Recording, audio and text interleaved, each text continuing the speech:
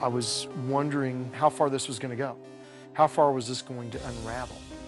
Because everything that I had known, been able to do, was being stripped away from me one by one. This man was a suicide. He was a guaranteed end of life. He couldn't live with his brain, and there was no treatment for him.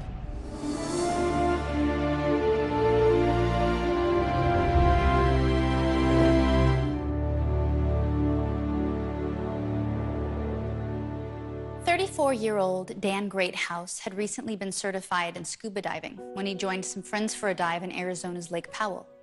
He was at a depth of 30 feet when his oxygen regulator malfunctioned. Panicking, he bolted to the surface. After he was safely aboard, he realized that he had broken one of the cardinal rules of scuba diving: always ascend gradually to avoid the bends, a potentially fatal condition. But Dan felt no ill effects from his mistake. He had dodged a bullet. Or had he?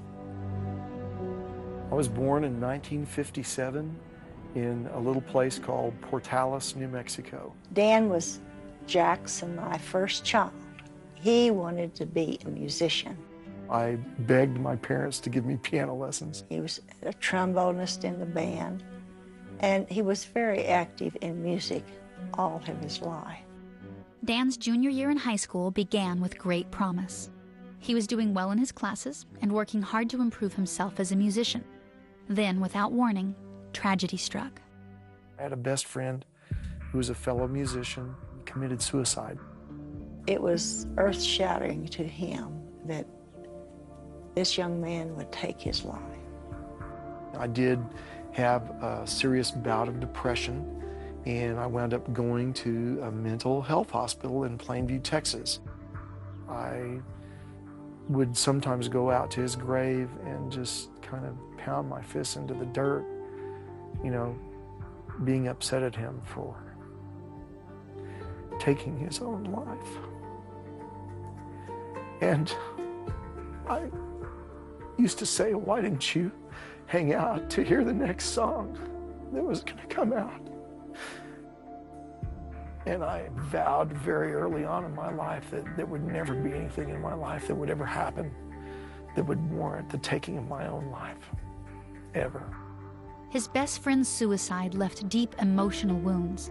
Stigmatized by having spent time in a mental institution, Dan became a social outcast and soon fell in with the wrong crowd. Now, Dan had been experimenting with pot before that and alcohol. I will not deny that. And I talked to him, and all the pot I could find was flushed down the commode. I had the happiest commode in town. I had those problems up until the point that I graduated from Eastern New Mexico University. But he was drinking.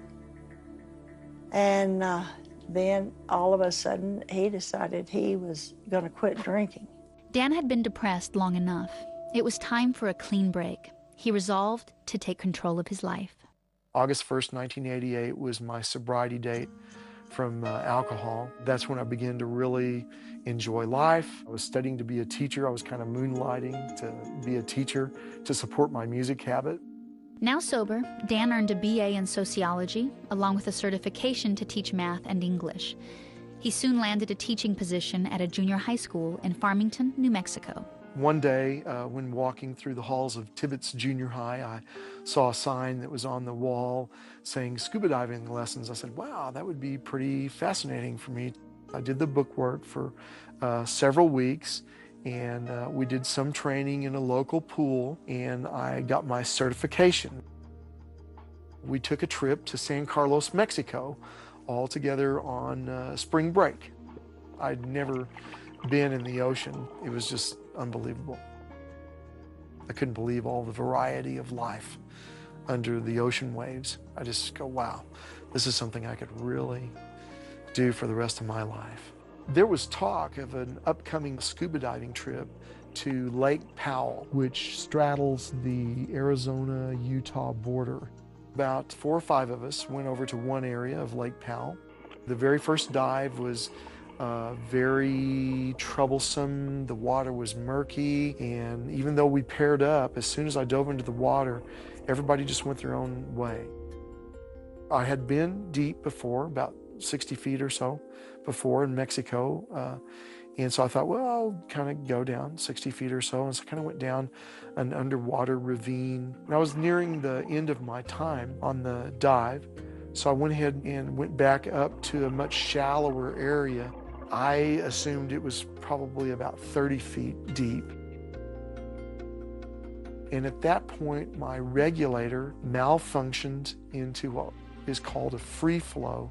At that moment, Dan was oblivious of just how much his next few decisions would impact his life. Normally, you just breathe in, you get the air you need, and it shuts off and it gates off. But now I just had this steady stream of air just jetting into my mouth. Despite the fact that I'd been trained and practiced to ascend the safe way, I stupidly inhaled one last breath of air, held it, and pushed off of the sandstone surface to the top. It's a very, very stupid mistake. I was very relieved to reach the surface. I thought I was home free. I thought it was over. Had I taken the time to call the Divers Alert Network, then I could have avoided all of the things that were going to happen next.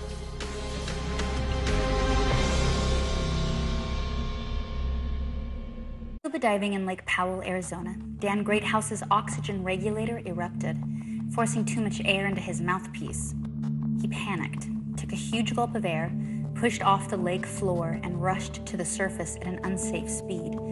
At first, he felt none of the classic symptoms associated with the bends, but then on the drive home, things took an ominous turn. I remember driving down the road in the darkness. It was as if on every curve, my body was going on through the curve. I wasn't staying with the vehicle. The next morning when I woke up to get ready for work, I was starting to really experience some balance problems. I had talked to my dive instructor who had trained me, and she thought nothing of it. It might have been part of the delivery of the story. Maybe I was relating it incorrectly. Maybe I was in some kind of denial. I made an appointment with a family physician, told him the same story because I really thought this was related to the scuba diving. He prescribed some medication called Antivert for dizziness. Dan knew he had to get on with his life and did his best to cope with his bizarre symptoms. He resumed his teaching and, for a time, imagined that he might be getting better. I didn't notice anything alarming until one day at school trying to fill out award certificates for several of my math students. And I'd be writing a student's name, and all of a sudden the part of a word would be inverted. It would be just complete, like an L would be completely upside down, or a G would be upside down. It would just be really weird. I thought, yeah, there's something really wrong here.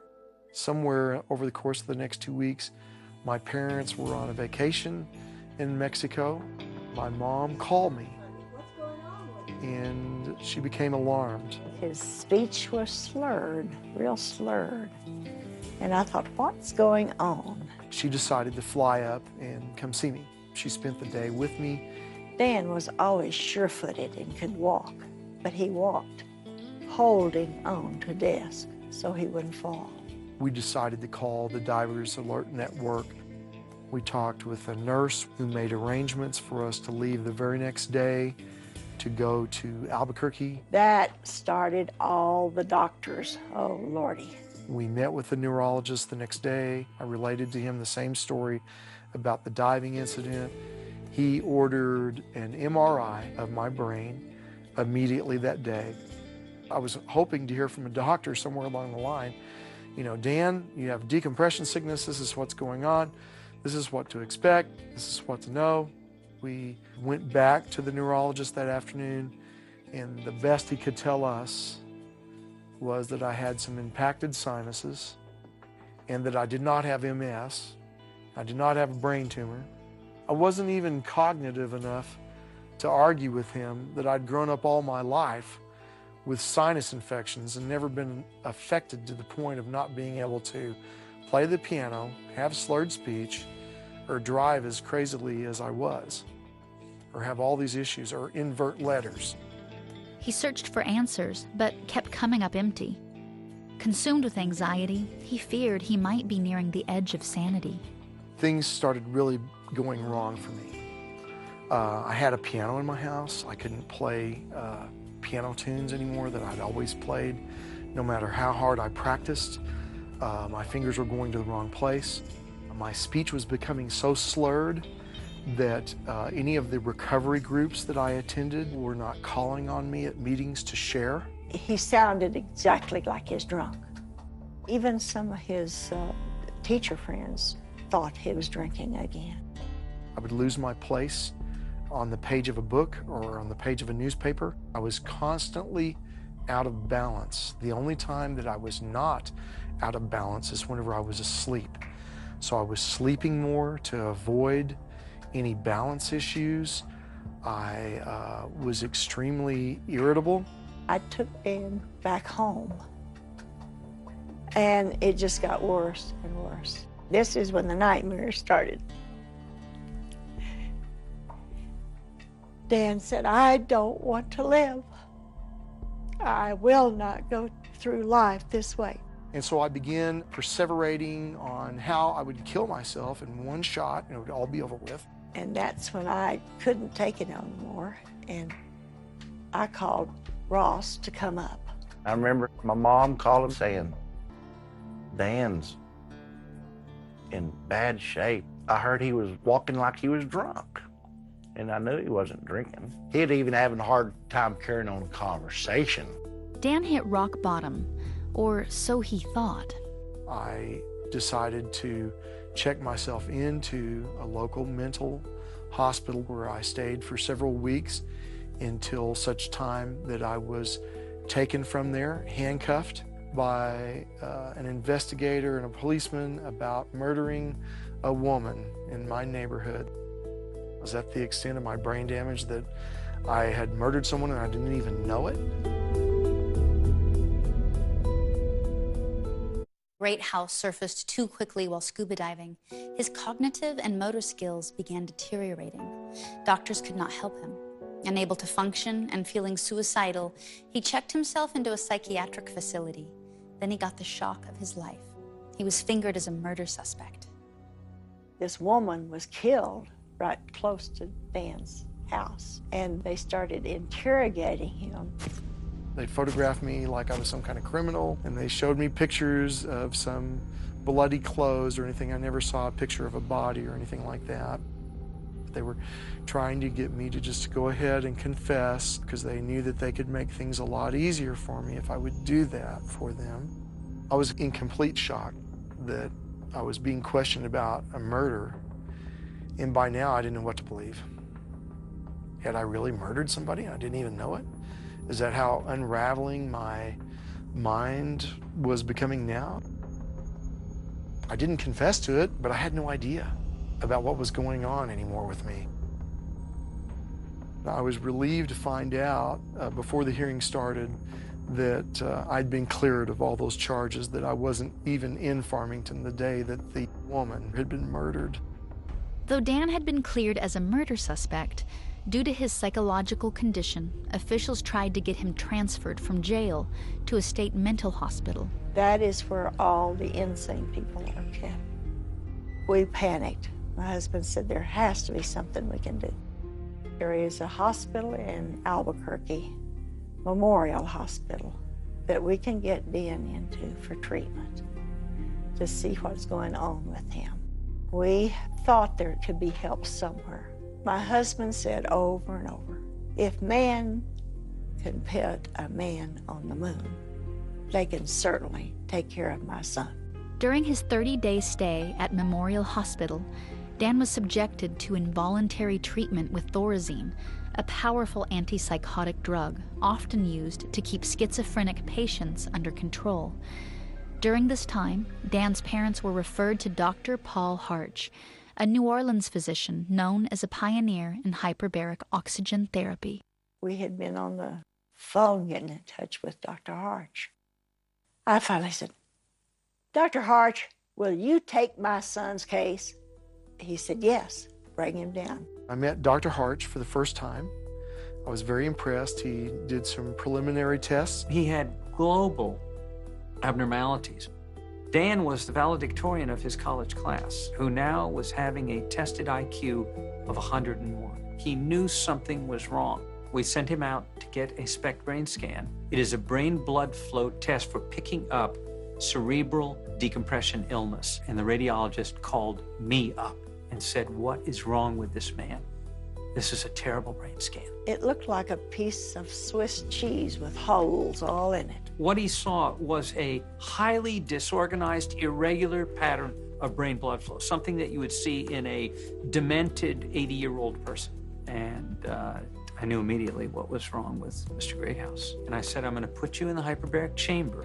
When I first heard about hyperbaric treatments, I had no idea what they were talking about because that was foreign to me. Hyperbaric oxygen therapy is, in my generation of doctors, a discredited treatment. We have been taught in medical school, all doctors, for 100 years, there is nothing you can do for a brain injury of any type. He believed that he could help me, and I believed that he could, and so I started my hyperbaric oxygen treatments twice a day, every day. We are putting people in an enclosed chamber where we can elevate the pressure they're exposed to, change the breathing gas from air to pure oxygen at a markedly elevated pressure. It stimulates the growth of tissue and repair of wounds. After talking with Dr. Harch and him telling me about it, I knew that was the treatment for my son. I was very positive that we had a chance to improve him. I never did think it was voodoo medicine. I just thought it was foreign to me, that I had never heard of it before. Finally, Dan had a glimmer of hope. He was treated twice a day, 7 days a week, for 40 straight days. Somewhere in the first week or 2 weeks, I got up in the middle of the night and I was so excited because I got my balance back that I couldn't go back to sleep. I was completely elated. He called us in the middle of the night. "Mom, Dad, I'm okay. I'm okay." I got up to go to the bathroom and I didn't have to hold on to a thing. And the piano playing started coming back. And he told us, you know, I'm beginning to hear music in my head again. Being able to read, being able to write without inverting letters. It was like someone turned a light switch on. Midway through the treatments, they ordered another triple spectramine brain scan. There was a nurse who was standing there and said, "Oh my gosh, this is unbelievable." He was loaded with nitrogen from breathing the air underwater. They are small bubbles that get through the heart or through the lungs and then are distributed to the brain. And when they go through, they can transiently plug blood vessels like a blood clot, causing a micro stroke. After treatments, it woke up all those little cells in his brain. Everything was starting to come back together for me, and I was extremely happy. We flew down to New Orleans to pick up Dan because he was well. He met us at the airport. I'd always wondered, is he still gonna walk funny? Is he still gonna talk funny? But he didn't. He was his old self. He was Dan. Greathouse overcame the devastating effects of decompression sickness caused by an almost deadly error in judgment while scuba diving. But with the help of Dr. Harch and hyperbaric oxygen therapy, he went from being mentally and physically incapacitated to leading a normal, productive life. He went back to Farmington and he started back teaching. After what happened to me and going through so many misdiagnoses, I was very motivated to try to help children who exhibited learning disabilities or any kind of cognitive impairments. And that's what I've been doing for the last 13 years. I had no idea that he would get this far. I expected we'd be able to improve him, but not to this extent. I think Dan has really become a person that helps other people. Dan's outcome was nothing short of spectacular. I do believe in hyperbarics, and I believe in Dr. Harch and his program 100%. Without Dr. Harch and without hyperbaric oxygen treatment, I would be warehoused in a state mental hospital to this day. It made all the difference in the world. 19 years ago, I didn't have anything to look forward to. Today, I have my family, my wife, who's a PhD, my 2 stepsons, whom I'm very proud of. I could retire, but I'll probably still keep working with kids. Dan now holds a master's degree in educational diagnostics. He coaches his high school chess team and continues to teach math. He also has earned a graduate certificate in special education and brain injury from George Washington University, which will enable him to help others with special needs. And he has 22 years of sobriety. For more information on Dan Greathouse and hyperbaric oxygen therapy, visit our website. I'm Jewel. Join us next time for another remarkable